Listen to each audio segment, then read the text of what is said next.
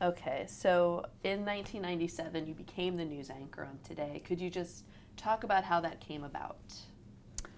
So I had helped launch MSNBC after being an anchor on Sunrise. I had I had been filling in a great deal on the Today Show as a news anchor, and I didn't know that the position was going to become open. It was just something I was asked to do when it was needed, when I was needed, and I didn't think I was particularly good at it, or it just felt like something that it was, it's not exactly a news program, but it had a little news block. That was my little space.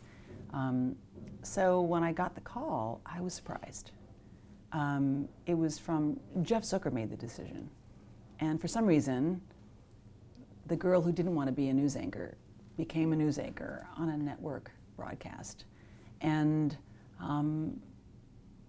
this time, I was not dragging my feet. I had a child, and in fact, I had two, and I wanted to be around for them. So now my struggle was, how do I be a mother of these two kids and do this reporting? And this felt like maybe a way that I could have a job that would keep me, employed, but that I could use it to bounce and do other stories. So I started to wonder maybe this would be something that would work. So I thought I'd give it a try. And I also realized that the Today Show was very effective at reaching a lot of people. And I thought maybe this would be a great place to do some important work. Again, the way I made peace with it, and you can talk to Jim Wilson, who was my news producer, executive news producer. He could not print a story without my going through it, because I really needed to feel comfortable that what was happening, coming out of my mouth, was going to be spot on. And I had to feel some ownership in that, or not ownership, but that I had fulfilled my responsibility in that. And we worked together really well. And so I got the announcement from Jeff. I was so surprised, and I launched into it, and I had no idea how long I would be doing the job. Yeah. So it was often billed as America's first family, the cast when you joined Today. Can you talk a bit about your co-hosts and working with Katie and Matt now? Well, at that time, it was all a creation of Jeff Zucker. He is still today, but then in particular, I think he was at his glory in terms of his creativity and the ideas that he would come up with to make the broadcast connect with people. And when we were called America's First Family, I remember thinking, seriously? I mean, isn't that really somebody who lives in the White House? I mean, what are we doing? But then there came a ditty, a song related to it. People sort of liked it, and oh well, okay, fine. And then we were sort of sent off to do projects. We would do series together about our roots, traveling the world, talking about where in the world, climate change. I would always turn that story into climate change. Being sent to do a series, I would always try to find a way for my part in the series to have some consequential news story connected to it. That was my little effort. But because we had these opportunities to interview people and to travel and to tell stories, that was the foundation and it was really fun. It was just really fun. I felt at the time, actually thought to myself, gosh, these might be some of the most fun years of my life. I'm, jumping out of planes and off bridges, which is nuts, and traveling and interviewing interesting people and having an increasing voice and telling stories that are important. And it felt so easy being on camera in the conversations and the discussions. It wasn't. It was just so easy and comfortable. It was just a good group. I think Jeff Zucker did a really good job figuring out how to create a team of people who sort of could easily work together. Did you complement each other, do you think, well, on air? You know, I don't know that I ever assessed it from that angle. I can just only speak about it from the inside. And I would say that we were all very different. I would say that I was probably the least, I was, you know, I think with all due respect to everybody else, I think, and maybe not everybody will agree with this, but I was very focused on being a journalist who does television. And I think some of the people on the team were more television people who had a toe in journalism. And so there was a way of filling the blanks, and also on top of that, the personalities were very different, you know. And then we also represented different walks of life and races and genders, and then on top of that, we sort of just got along. And I think that's kind of key. I think in the morning, especially, you want to not feel tension. You want to receive information in a seamless way, and I think that's what happened, and it happened for years in that manner. I mean, I wouldn't say that the four of us were best friends off camera. In other words, we weren't bad, but we didn't necessarily, we hung out sometimes. We had our own lives. But when we came together on camera, and in fact, that's probably why we didn't hang around so much off camera, to make sure that what happened on camera was gold.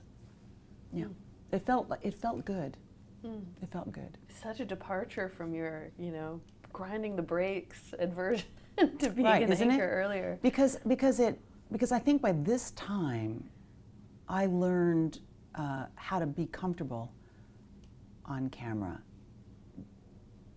in terms of being an anchor. Being a reporter, I was always comfortable because it was about the work, the work, the work.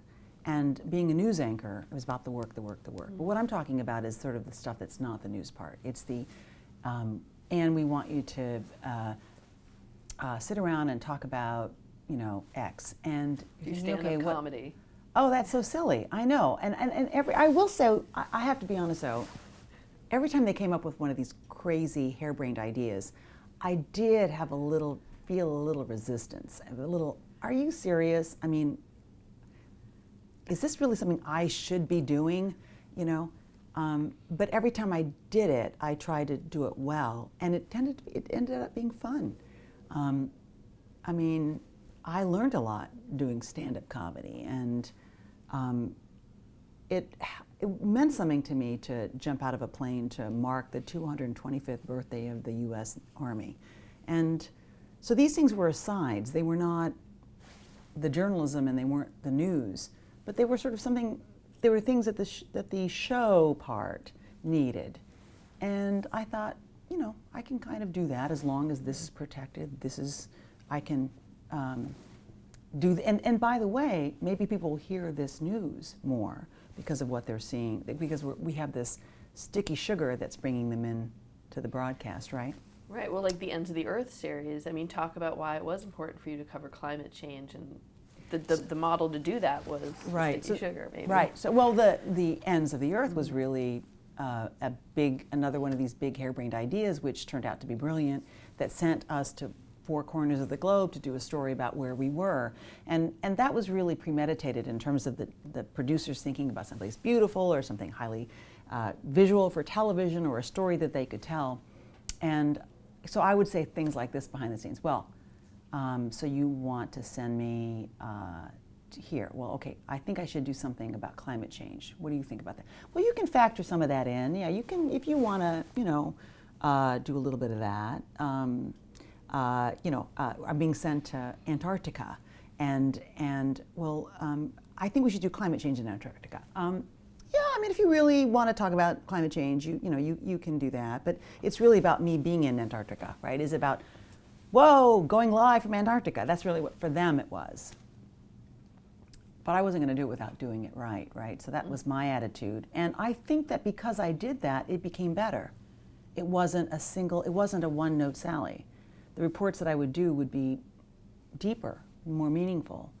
But I had to fight for them even when I would send material back and they go, are you sure, are you sure? And I'd send back a script. Oh my God, this is so heavy in the science. And it would go on the air and people would love it, and then they would, that's really good. So eventually what happened is they developed a sense of trust. Oh, okay, let's just let her do stuff because she's getting it because the public likes it. And that's what happened when we went to Antarctica. And then, because that attitude of doing more, I ended up pushing all the way to the South Pole, and against a lot of odds. There are only, I think 7,000, 8,000 people who've ever been to the South Pole. Yeah. And to go live from the South Pole is its own historic moment. But it was really because I wanted to understand what the scientists were doing in the South Pole, getting a sense about how they were living as they were trying to collect data from the South Pole. So I think actually the deeper story that I was always seeking always made the work better. And I think it did. I think it always did, really. I think the viewers are smarter than oftentimes news producers and television producers realize. With all due respect to them, because they have extraordinary talents. But it is always a mistake, I think, to underestimate people who are watching your material. And I think the more you can push them to know more and to see more, the more exciting it is. The content is more exciting. And certainly, my thinking about how I should spend this opportunity, whatever the opportunity was, in finding the most meaning out of it I could, I think allowed me to make it smarter. You mentioned Jeff Zucker had a hand in sending you to Kosovo. Do you want to Right. So Jeff became very influential in my career. Not only did he pick me for the Today Show, he encouraged me in how I grew and what I did for the Today Show. And then I remember, as a news anchor covering Bosnia and fighting to get those stories on. The New York Times was doing a really great story, was doing really great work on Bosnia. And I remember reading the story about how women who had been raped in the war in Bosnia, as a way of forcing them to have children by people of a different group. How it resonated with me as a story that crossed the line, a story that had to be covered. And I realized how were woefully undercovering this story, which was now not just a war, it was now genocide. I marched into Jeff Zucker's office, and I said, I would say, I have to be careful. I'm moving into a news executive's office. I would say I stepped boldly into a news executive's office. I wouldn't say I marched, but I stepped boldly into Jeff Zucker's office and I said, Jeff, I don't think we did enough in Bosnia. I think we need to now do more in Kosovo, because the war was now moving into Kosovo. He said, okay. I said, no, Jeff, this is genocide. He said, I said, Jeff, you're Jewish. Right. Seriously? How can you not cover this story? Boy, the look on his face. He was so angry with me. I thought, okay, I got to now back out. I backed out. I went across the street. I had to buy my daughter at a store a dress for Easter. I'm standing in line, waiting to pay for my daughter's Easter dress, which is a big deal in our family, and Easter. And my BlackBerry, at the time it was a BlackBerry, went off, and it was Jeff. He said, hey, Curry, you're right. We should go to Kosovo. I said, yep, you should do it. We should send some correspondence. No. We're not sending correspondence. We're sending you. I said, how soon? He said, I need you to leave tonight. Wow. So I went home and I said to my children, I won't be there for Easter, which of course caused my daughter to break into tears and sob, and because Easter was a big deal in our family. And I packed a big backpack and grabbed a producer, and I flew into that zone. And we went live every day for about a week. And I remember we were going live from a riverbank where people in city clothes, having fled to safety, were washing their clothes in the water, in the river, and sobbing. And then eventually we ended up in Macedonia, where people were forced to stay in this one area because the Macedonians didn't want them to come into their country and change the makeup of their country, so they kept them in this one area. They were traumatized, having lost the men in their family, their boys, their sons. They didn't have milk for their babies. They didn't have shelter. It was raining. It was really terrible. And we snuck onto their camp and with a cameraman on the hill, because I couldn't bring the cameraman into the camp, at gunpoint. They just assumed that I was a refugee worker, so they let me in. I didn't identify myself as a reporter, but I didn't dissuade them either, didn't lie either. And we were able to do some pretty good reporting. What I feel really good about is the following week, CBS was out there for a week. And the following week, ABC was out there for a week. And what I found out later is that the reason why Jeff probably decided to send me to Kosovo was because he didn't have anything scheduled that week that was really popping. And he probably also felt like they should do it as well. So that those two things combined, he decided to send me, because it was dramatic, it was big. And I remember him saying to me in my ear, because he understood every morning how important it was, he would give me only a certain amount of time, but he would maximize the effectiveness of it. He'd put it on pretty early. And he set the stage for the other networks to follow suit. And by the time I left that area, we knew the world had awakened. Not because of us, but because we were part of the New York Times and everybody else. The world had awakened, and Clinton, President Clinton, was making an arrangement with other world powers to do something about the war in Kosovo. And they threatened Milosevic, who was the head, of course, of the government in Yugoslavia, and said, we will bomb all the way to Belgrade if you don't stop your paramilitary Serbs from killing these Albanian people. And he eventually stopped.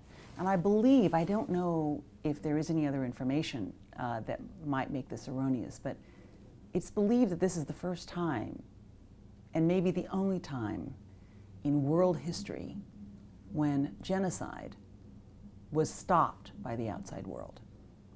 And I will always be proud of just my little part in that. And that is the power of journalism. That's the power of informing people. Because politicians never do this kind of thing in a vacuum. They do it because their people are outraged, because they have the political capital to do it. Right. And they don't have the political capital to do anything they don't have the political capital to do things like that unless their people are informed and are behind them. You know, unless they can get them behind them, or unless the way has been paved. And so I'm very proud of that, my little part, and all of us who are part of that. Other than just bearing witness and being there, the first news anchor with a camera, what did you witness when you were there that was important for you to convey back to the American viewing audience? That crimes against, it was important to me to convey that crimes against humanity were occurring. Mm-hmm. Outrages that most any human being would not tolerate. And I think, you know, it is not easy to put vast human suffering on morning television. But I was really proud of us for doing that. And I've learned that our capacity to care about others in places that we barely can find on a map is pretty enormous. Mm. I've come to think that it's part of how we're made. We care that our species survives. We care when members of our human family suffer injustice. We care. Yeah. And there's a reason for that. And it helps support why we should do more of this kind of journalism. Yeah.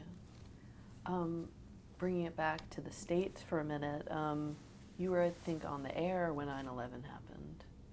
Right. Can you talk about your memories of that day? Well, I wasn't on television when it happened. The Today Show was on the air when 9/11 happened, and I was just wrapping up a news block, and actually I was between news blocks, because I think it happened right after my 7 o'clock block, and then there was another plane, I think, after my 8 o'clock block, and Tom Brokaw came in, and I remember people just trying to figure out what was going on. We had these live shots, we couldn't figure out what was going on, and people were talking, and we were realizing in real time what was happening. Tom Brokaw was on the air, Matt and Katie were on the air, and you could see that everybody was trying to figure out what was happening. And I remember figuring out, what can I do to help? What can I do to help? And I honestly felt so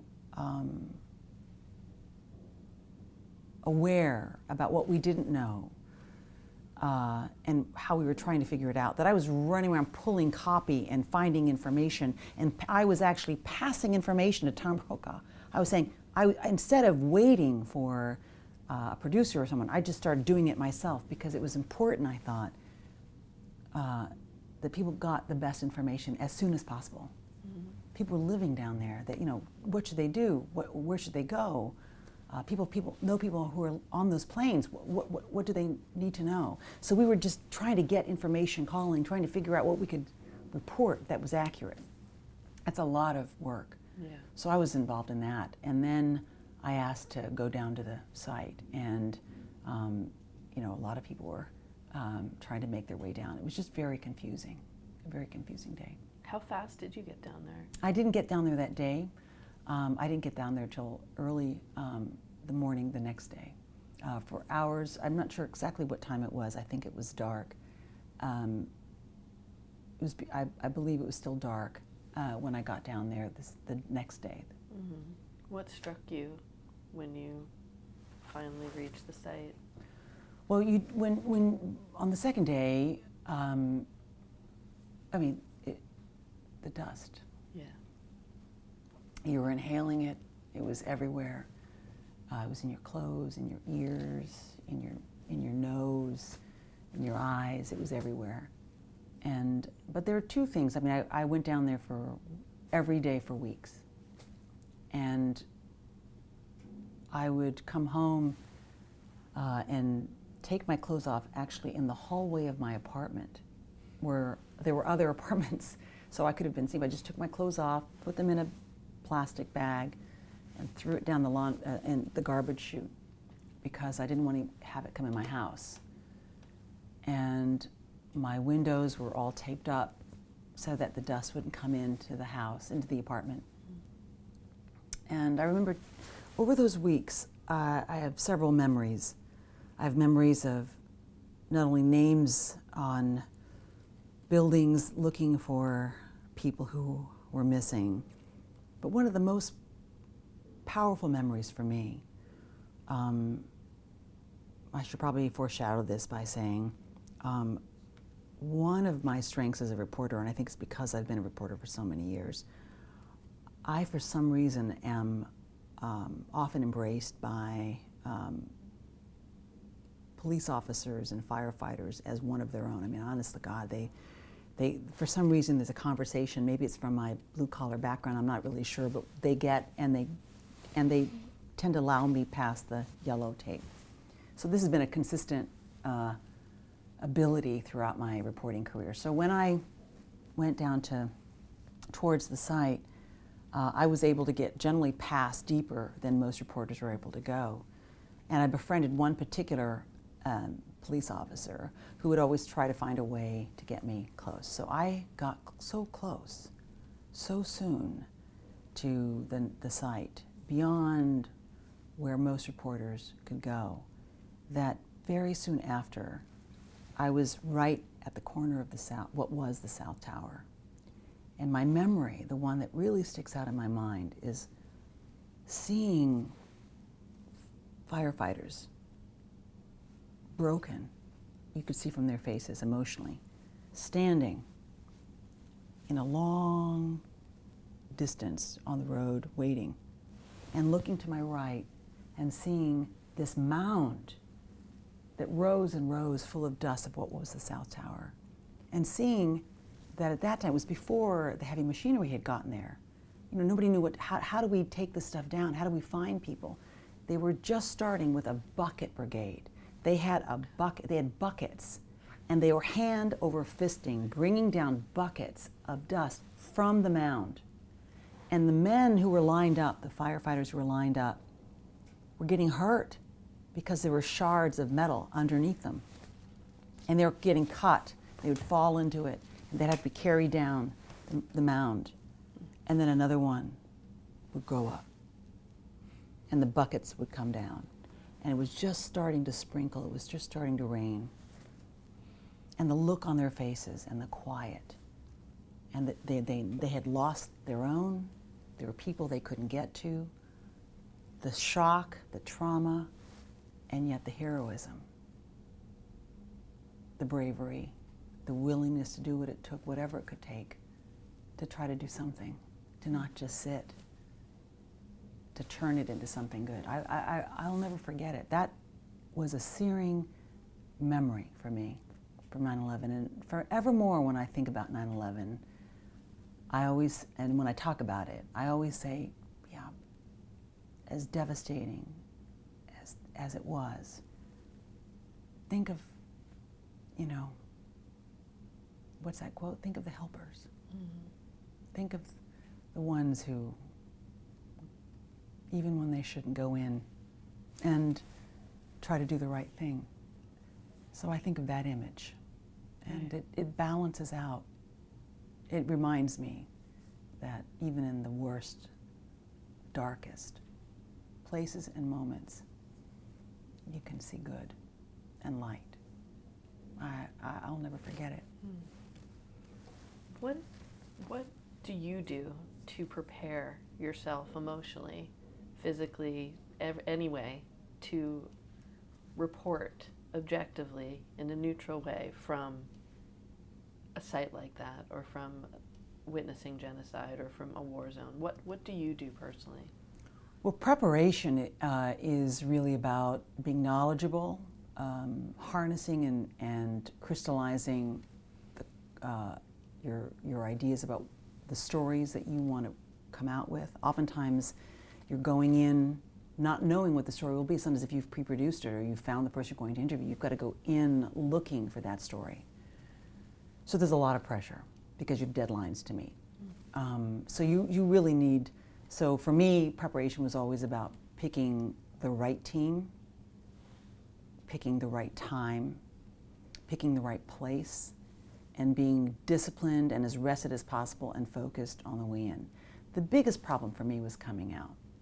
And I think it's generally true for anyone who goes into these kinds of stories. I think it's true for journalists, whether they admit it or not, if they do these kinds of stories, certainly for humanitarian workers, certainly for anyone who is involved in rescue. It's the dealing with what you just saw and how it compares to the luckiness of your own life that's hard to handle. And so I always tell people that you need to be incredibly thoughtful when you come out to take care of yourself physically, mentally, and emotionally, whatever it takes.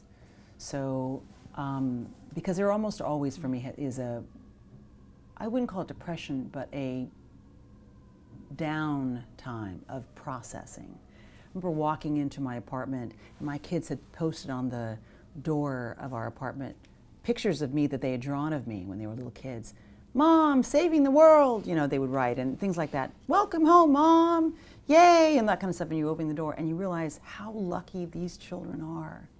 You know, you walk in, Mac, my daughter, Mom, we're going to the zoo, you want to go? And you're thinking, my God, you know, you just left a place where a child has eyes swollen shut with conjunctivitis because nobody knows what to do about conjunctivitis there, who is homeless, living under a tree because his house was attacked, his village was attacked by the Janjaweed in Sudan, and he doesn't know where he's going to eat, and his mother's traumatized, and your daughter is saying, can we go to the zoo? And that transition is very hard sometimes. You just feel incredibly lucky and guilty, really, too. Are there anything, do you have any rituals that you do when you come home to sort of shed what you've just witnessed? Well, oftentimes when I was working on the Today Show, I didn't have time. I just had to go back on television really quickly. But I would just simply say that, you know, you just have to be disciplined enough to take care of yourself physically, working out, exercising. Emotionally, if you need therapy, go get it. If you need to talk to somebody, talk to somebody. Oftentimes what I would do is talk to fellow people who also do foreign correspondent work, because whether they work in newspapers or photojournalists, because they understand it. You can actually talk to them and they're not impressed with you. They're very realistic about, because they also have the similar experiences, and so you can share those stories and feel, I think, less alone. And then I think mentally, you know, did I do the right story? Did I ask the right questions? Did I squander that time? Should I fight for that story again? So that was my ritual, is having the discipline not to stay in bed, but to get up and make, because every story you approach deserves that same level of acuity, compassion, and stamina. And so you have to address each one with that. And if you allow yourself to become jaded or traumatized or weak, and you're unable to approach each one, then you're not giving the people who've been waiting to be heard their due. Right. So I think it's just about, again, being good enough, being worthy enough, you know, being in fighting shape to do it right. Mm-hmm. You've been to Sudan and Darfur several times in your career. 8 times, I think. 8 times. Why was it important for you to cover that story, and Well, what did you take away? Sudan was important because of Darfur, because it was genocide. And the government was also then beginning to attack other parts, other tribes in Sudan. Sudan is a very large country, and it was enduring a rebel movement, and also a lot of changes because of warming, and it created a fight for resources. In addition, it was the people who were there was also tension between people who were farmers and people who were herders, and the government took advantage of that and set off a roar of terror and war and fire on Black African tribespeople who wanted a greater voice in their government, who wanted greater resources, and who he decided he wanted to kick out of the country. And he's been successful. He's kicked out or killed more than 1 million people. When you interviewed some of the leaders that were involved in these conflicts, like the president of Chad, or how do you access them? How do you land those interviews? A lot of the times you're the first or only. Right. So you reach out through their embassies. You reach out, especially for big interviews like that. Interviews with world leaders. You don't sort of arrive generally and interview them. You can get lucky. You may not get a yes, and then you get a yes. When I went to Iraq to interview the foreign minister Tariq Aziz leading up to the U.S. shock and awe in Baghdad, I got a no at the beginning, and then I finally got a yes, and had to actually return by car to Baghdad to do that interview. So sometimes you do get a yes like that. But more often than not, you have to set that up ahead of time, or at least set the stage ahead of time by talking to their aides and putting your name out there and saying, we're going to be there and we'd like to be, if you could be available on this day. So that's how that happens. Omar Bashir was like that. You know, we wanted to interview. It was very hard for an American journalist to even be allowed in Sudan. The first time I went to Sudan, I actually illegally crossed the border, which NBC wasn't happy about. But I felt I needed to, and I don't regret it. But when I went back to interview Omar Bashir, you know, to get a green light to even land in Sudan, in the capital city, was, you know, had to be pre-approved. And, you know, a lot of times world leaders have a reason that they want to talk to you. There's something they want to say to the world. He had been accused of genocide. People understood, and he was struggling with even other African nations, imagining that he was a genocider. And so he wanted to say something. So he granted me an interview. Were there conditions with that interview? No, I don't do interviews with conditions. I don't show you my questions. You just need to understand who I am, whether you think I'm a fair journalist, and then you take your risk. I will give your side, but I will ask you hard questions. And frankly, it's good for me to ask those hard questions, because if they're not asked, then they linger. Then there's some doubt about you. So no preconditions. The only conditions tend to be when, where, how long. Sometimes you're pressured to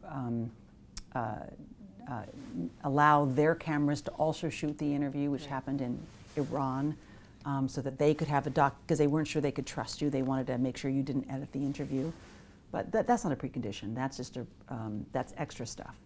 Whatever doesn't get in the way of the work, pure journalism, I'm good with. What in your toolkit did you bring to, say, interviewing Omar al-Bashir to remain neutral, to not let other stories or preconceptions about him cloud the question? You know, I'm not, you know, I wonder sometimes if I always was a perfect interview with Omar al-Bashir. I know I did a great interview. It was probably the hardest, most challenging interview of my career, because it was an interview with a known genocider, which I'm not even sure that's a word, but you know what I'm saying. Yeah. A person who had set off genocide. And I had researched and had studied as much as I could, everything I could, about what was going on. But actually, can I be really honest what happened? I spent a weekend trying to think, how would you interview Hitler? Do you interview him like he's a monster? And I thought, yes. But then I thought, no. The story here is how a human being can do such a thing, not how a monster can do something like this. How can a human being do such a thing? And why? And why? What are the reasons? Right. Why does a human being convince him or herself that this is the right course of action? That is where the news is. That's where the illumination is. So that meant I had to acknowledge Hitler was a human being. Omar Bashir is a human being. Okay, so how do you ask a human being these questions? And so that's how I began to realize the path to interviewing not just Omar al-Bashir, but despot after rebel leader after world leader of perhaps dictatorial impulses after another. That's how I did it. I started realizing that to get at the truth, you had to face the truth that a human being is capable of this. Why? Do you think you got answers? I did. I did get answers. I mean, I did have to push him, and when I said earlier, I'm not sure I was perfect, it's because at one point I said, but, you know, President Omar Bashir, you know, and I raised my voice slightly and was more accusatory in my question. I would have liked not to have done that, but he was sort of avoiding. So finally I did that. And then he said that, oh, these people who are probably happier in these camps, you know, run by humanitarian organizations, rather than being in their own villages where they were unable to, you know, probably be good enough to farm and everything. I thought, that's it. You think that you're better than they are, that it's okay for them to live like that. You think that they're not quite as human as you are. And when his answer revealed that, and I thought, that's kind of how it happens. Right. We convince ourselves that we're more human than the other. We realize that our needs are such that we can diminish this person who is less human than we are, less worthy, less important. And that's how we justify to ourselves. It's a narrative we tell ourselves. And I think it's possible for any one of us to be vulnerable to this darkness without practice and education and intelligence. It is unfortunately, I think, just as human beings are filled with light, there is this that lingers in us. Did you ever get a sense when interviewing for himself or Ahmadinejad or anyone that you talked to like this, that you awoke something in them through the questioning phase that they hadn't considered? There was a moment when I was interviewing President Ahmadinejad of Iran after the Green Revolution, where young people filled the streets and were yelling Allah Akbar from their rooftops and demanding a more democratic nation. After a woman named Neda was videotaped, I think with a phone, being killed by a government military person in the streets during one of the protests, this beautiful, bright girl dying in the streets during one of these protests. I was sitting across from Ahmadinejad, and I had asked a number of questions, and I said, and he was defending the government's right to push back these protests, and I said something like, well, President Ahmadinejad, you're a father. You saw this video, I know you've seen this video, of this beautiful young girl who could have been your daughter dying in the streets for doing nothing more than trying to see what was happening. How could you not have felt something? I'm sure you did. How did you react? And it was remarkable because he had been this sort of stoic, bum guy, and you could just kind of see that he actually had an emotional reaction. And you could see that he could see the injustice of this. So you had the president of Iran visually and verbally also in his answer expressing sorrow about the injustice that had happened to this young woman by his own forces, which I think is revelatory. See, it's that recognition. This is a human being I'm speaking to. So that helps you thread the needle. Yeah. Do you ever feel like you came right up or crossed a line with someone and asked them something that was not objective or neutral or from a journalistic point of view but came from emotion? Yes, I think that I'm a human being. I'm a journalist, and human beings doing this work as a human being, about human beings, for human beings, it's just you're always vulnerable to just going too close to the line. And I'm not sure I can remember specifically, but I'm sure that I have. I'm sure that I have asked a question too intensely, too condemningly. I mean, I think that probably the interview that comes to mind where that probably happened, although I'm very proud of this interview, is an interview with Laurent Nkunda, who is a man who is a rebel leader in Congo. And his soldiers were accused of a war of rape against women in Congo, in a war that at that time had killed more people than the wars in Iraq and Afghanistan combined. And he also is accused of using child soldiers. Yeah. He was at that time. And so I pressed him pretty hard. And I'm very proud of that interview. But I think I'm not sure but that's probably most likely where it might have happened. Because I had just interviewed a young woman who'd been victimized, probably by one of these soldiers. I know she made quite an impact on you. Do you want to tell that story? Oh, it's very hard. Are you sure your viewers want to watch this? It's a very hard story. Okay. Yes. So, one of the stories I argued for that was really hard to get green-lighted was about the war in Congo that had been raging for years, relatively unreported, and at that time it had killed more people than the wars in Afghanistan and Iraq combined. And I got it green-lighted, built my team, went. In fact, the team got there a day early because I had to anchor, and they presented me with a videotape of a woman they had found and said, here's a woman that we've videotaped who can talk about the war. In fact, she was raped in the war in Congo, and take a look at the videotape. And I watched the videotape.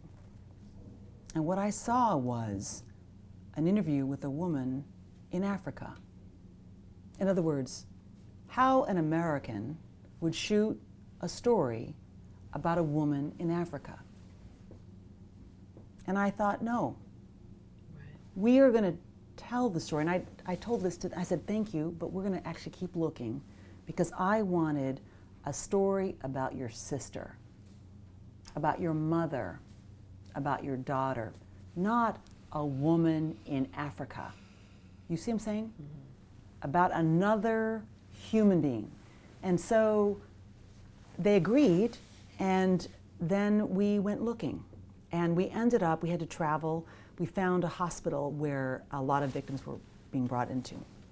And the doctor was just so upset because he was working on patient after patient from the war, and specifically women, because they were really targeted physically and sexually. He was so exasperated that he marched us right into an operating room. And we were stunned. And there was a young woman who was maybe 16, 17, lying underneath the sheet in the operating room, getting ready for surgery. The nurses were running around getting her ready. She was naked and she was shivering, and her hand was on a metal table, and it was shaking, shivering like this. And she was cold. And the men in my team just didn't know what to do, and I didn't know what to do, but I saw a young woman afraid. And as you would do, as any woman would do, I went to her and I mothered her. I held her hand. I said, it's going to be okay, be strong. I had no idea what was going on. And then I backed out of the room with my team. And we were traumatized. We didn't know what to say or do. The men were tearful, I was tearful, because obviously something was bad. Her legs were up in stirrups, the whole thing. And so we came back the next day, and I apologized. She didn't speak English, but I spoke to her interpreter, said I was sorry that I had come in. I didn't mean to be in her operating room. This is why we were here, and if she wanted to never see us again, that's fine, but if she wanted to tell us her story, we would like to tell the world. And she decided to speak to us. We shot the story so that we couldn't identify her. We did that on our own because we knew once she told us that she was a victim of the rebels, we knew that she could be targeted again. So we'd shoot the interview like this, and then we shot a picture of her hand, or we tried to not identify her. She told us, she said, "My name is Sifa." She told us that her parents were killed right in front of her. She told us the men who killed her parents took her, and they took her wherever they went for months. And then wherever they went, they chained her to a tree. And they abused her, sometimes using things to abuse her. And they broke her up so much inside that at one point they told her that she wasn't worth anything anymore. And they left her chained to a tree. And she screamed and cried, and some men from a nearby village were going by, found her, broke the chain, and carried her to this hospital where we found her. and where they were trying to repair her so that she could go to the bathroom normally again. And so I said to her, "Do you want revenge?" And she said, "No. What I want is to rise from this bed, to thank the men who saved me, to work for God, and maybe, if I'm lucky, to feel a mother's love again." In that moment, I knew we had found the voice of someone who lets us all know what's possible in us, the courage, the beauty, the power. She was not some woman in Africa. She was a woman in Africa who could have been our child, Right. if we were lucky. And when that story went on nightly news, a story that nobody wanted to fund and cover, when that story went on nightly news, the phones lit up. People were calling and asking, what can we do? How can we help this woman? One woman was called furious, saying, "How could you put her on camera? Now you've made her vulnerable. Maybe she'll be victimized again." Americans were worrying about a little girl in Congo, caught in a war they knew nothing about, who spoke a language they did not speak, whose culture they didn't understand, in a place not every one of them would have found easily on a map, but they cared about her. That is something I'm proud of. And because that speaks to what I know exists in us, in addition to everything else. This capacity to care about another, the other, the one we don't know. And so that's the story of Sifa, who I know, as long as I have memory, I will think of. You carry these stories with you. I mean, so many tragedies, horrifying things you've witnessed. I mean, you must carry them with you still. If those people, if these people can endure these stories, I often have told myself, then I certainly can know about them. I didn't have my parents killed in front of me. I can hold this story. She has to rise from it. And I think that when you tell these stories, you are at least letting them know that they don't have to suffer in silence. I remember being in a refugee camp in Darfur. It was, by the way, a refugee camp named after Obama Refugee Camp for Darfurian refugees, because they were so excited about Obama being elected president and had hoped that he might save them. And I remember a boy who saw me in my clean white shirt, bathed, well-fed, who was in rags and hungry, and he falling to his knees, looking up at me, trying to understand what he was looking at. And I pulled out my camera and shot a really powerful picture of him, and you saw everything in his face. And afterwards, a man came up to me. I'm not sure how he was related to the boy. He said, "Thank you." And I said, "But I just took a picture that I took from you, and why are you thanking me?" He goes, "Because now they know we're here. Now we know we're not invisible." You see, to suffer and not even be known is its own suffering. So it is not enough of a response, but it's something. So yes, I can carry these stories. I'm honored to carry these stories. They have made my life better and richer, and I wish I could tell more of their stories. I would not stop if I still had the chance to do it. And that's your mother in you. I want to talk about some other interviews you've done with maybe more hopeful. Maya Angelou is one of the ones you've talked about. What did you learn from Maya Angelou in your talk? Maya Angelou was one of the, people ask me, what is your favorite interview of all time? And, there's a long list. Yeah. But I would say at the top of the list would be a poet. A shy, brilliant, remarkable woman who is a poet, who, when I sat down with her, said, I was a little I was a little nervous about this interview. I thought, I'm going to be interviewed by Ann Curry. She said my name. I'm sitting there thinking, okay, Maya Angelou just said my name. She said, I was thinking, I wasn't sure what you were going to ask me, and then I reminded myself of what Terence said, the philosopher poet from Roman times, who said, I am human, and so nothing human is alien to me. And she said, so I know that I don't have to worry about what you're going to ask me, because you're a human being, I'm a human being, and I can imagine and answer what you're going to say. In fact, why would any of us need to ever feel alone in the world? Because we're surrounded by human beings. We are not alien to each other.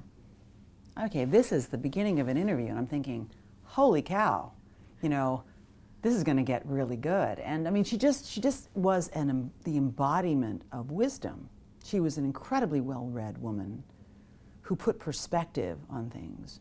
One of the greatest things she ever said to me, when I asked her, what is the greatest lesson you've ever learned? She said, the greatest lesson I've ever learned is to know that I have been loved, that we all have been loved. Because whether your people, and I'm going to paraphrase what she said, whether your people came here fleeing the pogroms and the little and large murders across Eastern Europe, or whether you were forced onto slave ships and made to lie spoon fashion in your own excrement, to come to this country, every one of your ancestors paid for you. They paid for you. So your existence is proof that you were loved. I'm thinking, well, I just never thought of that.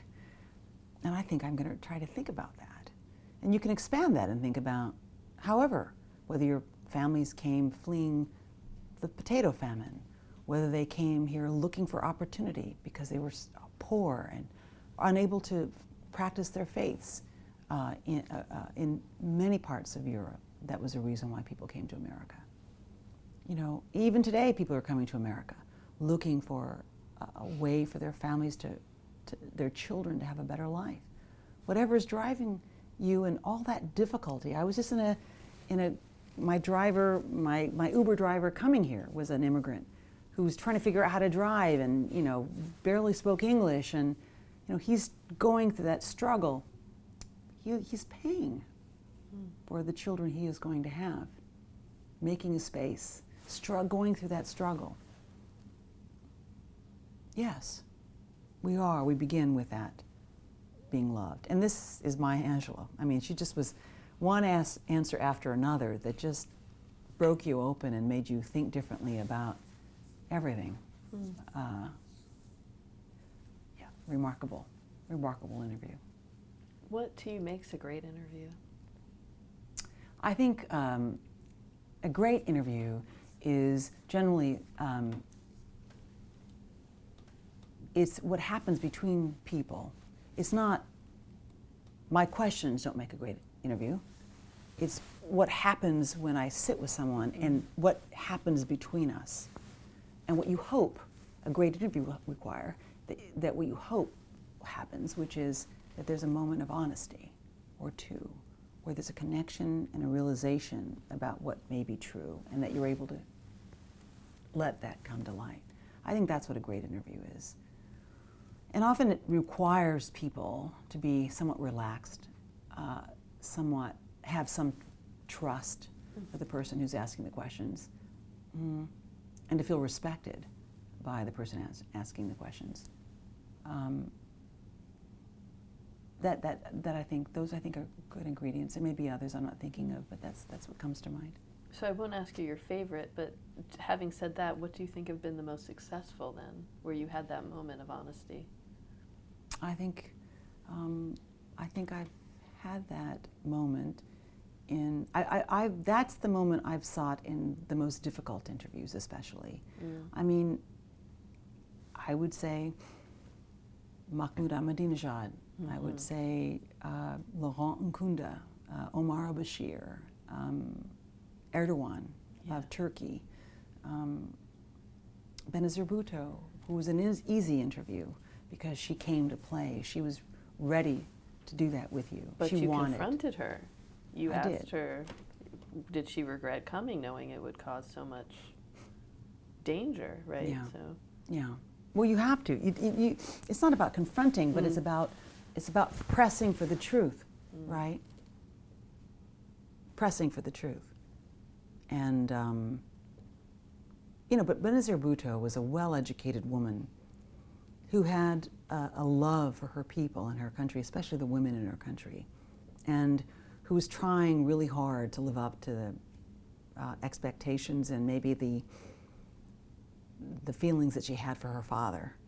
And so she was really ready to play. She was easy to understand for someone from Pakistan by the West. She was someone who could resonate in Britain and in America, and she realized that. And so she did not she did not speak or talk with her cards close to her vest. It was not hard to have her show her cards.